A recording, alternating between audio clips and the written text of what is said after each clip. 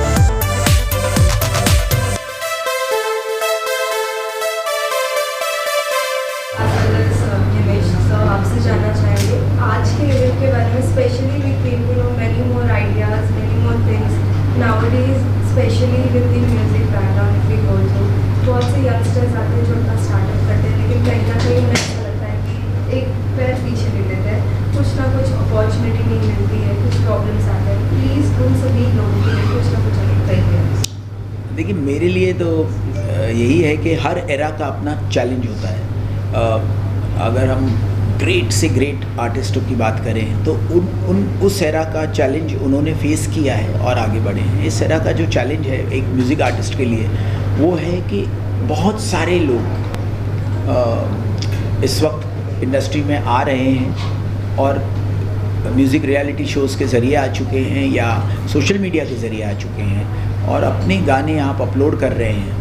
तो there are so many actually lakhs of singers और आ रहे हैं। तो ये एक बहुत अच्छी बात भी है जो पहले नहीं होता था। पहले बहुत कम लोग काम कर रहे थे, बस वही काम कर सकते थे। ब्रेक मिलना बहुत मुश्किल था। आज ब्रेक मिलना आसान है बिकॉज आप कनेक्ट कर सकते हैं। लोग इंस्टेंटली, अगर एक फ्रेश वॉइस अच्छी लगती है तो कहीं ना कहीं ब्रेक मिल जाता है, लेकिन सस्टेन करना मुश्किल है। इसीलिए प्रेपरेशन जो है, जो जैसे विस्लिंग वुड्स में आज इतनी तालीम इनको मिल रही है बच्चों को, वो बहुत ज़रूरी है। और वो तालीम से वो जो प्रेपरेशन है उससे they will be prepared to when they come out in the film industry और the music industry, they will be absolutely एक मैच्योरिटी से काम कर सकेंगे। तो तालीम हासिल करना बहुत ज़रूरी है और उसी के साथ साथ उनको वो हार्ड वर्क करना है कि अगर वो एक कंपोज़र हैं तो वो 200-300 गाने होने चाहिए। आपको नंबर ज़्यादा लगेगा बट 200-300 गाने होंगे तो वो कहीं पहुंच पाएंगे। एक या दो गाना लेकर ही आएंगे।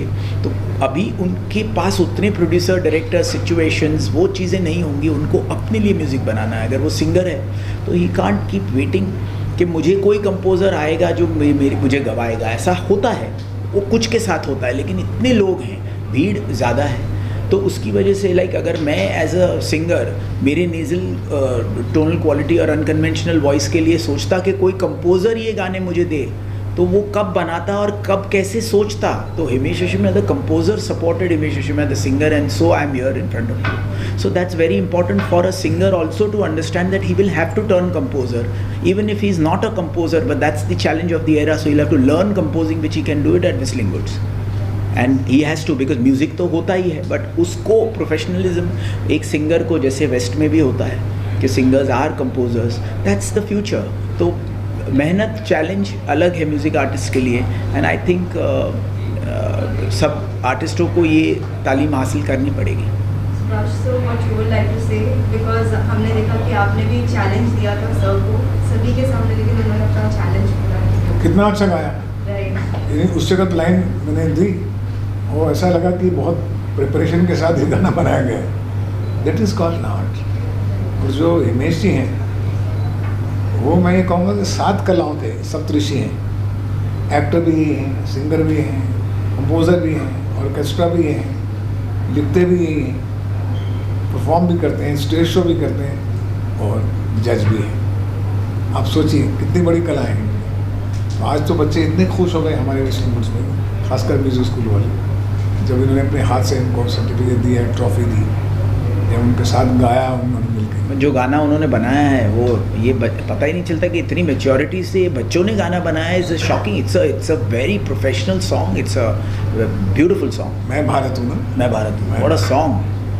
सर साथ ही में आपके सॉन्ग का बात करूँ तो कईयों को नाचने में मजबूर कर दिया, तो कईयों का दिल भी छू लिया आपका सॉन्ग। साथ ही सर ने भी आपको कुछ लाइंस बताए और आप 2 मिनट में वो गाना बना लिए। कहाँ से, मतलब कर कैसे लेते हो? नहीं, ये मेरे पिताजी की तालीम है। अगेन वही तालीम की जो बात होती है, एक कला होती है। जैसे आज यहाँ सारे बच्चे जो व्हिस्लिंग वुड्स में सीख रहे हैं, वो सीखना क्यों ज़रूरी है? बस वो इसीलिए है क्योंकि एक रॉ टैलेंट को प्रोफेशनलिज्म में जब एक तरीका, एक तालीम मिलती है, जैसे हम बोलते हैं ना गुरु बिना ज्ञान नहीं है, तो वो यहाँ पर मिलता है। तो वो मुझे बहुत छोटी सी उम्र में कुछ तालीम मिली। तो जब आज सुभाष जी ने वो चैलेंज दिया कि भाई 2 मिनट या 3 मिनट ही है हमारे पास और बनना चाहिए और सुरों में भीगा हुआ होना चाहिए, तो कोशिश की और ऊपर वाले ने मदद की और वो हो पाया। So I am grateful to God and everyone. Beyond my imagination. My pleasure sir, thank you very much. It was wonderful So talking. one more question. आज जब सोशल मीडिया का ज़माना है तो बहुत से लोग अभी gossip मत पढ़ते करो, हैं, हाँ।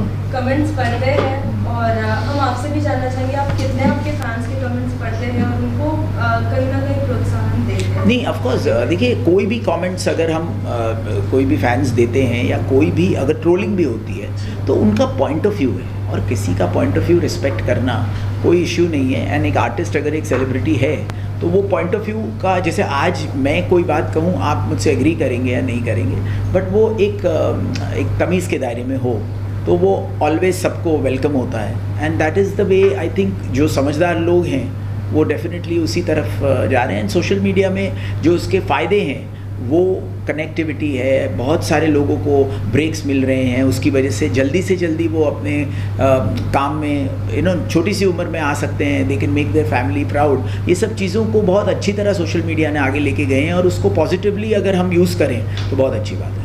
सर आपका नाम वर्ल्ड बुक ऑफ रिकॉर्ड में आया है, तो आप किस तरह से देखते हो उसको?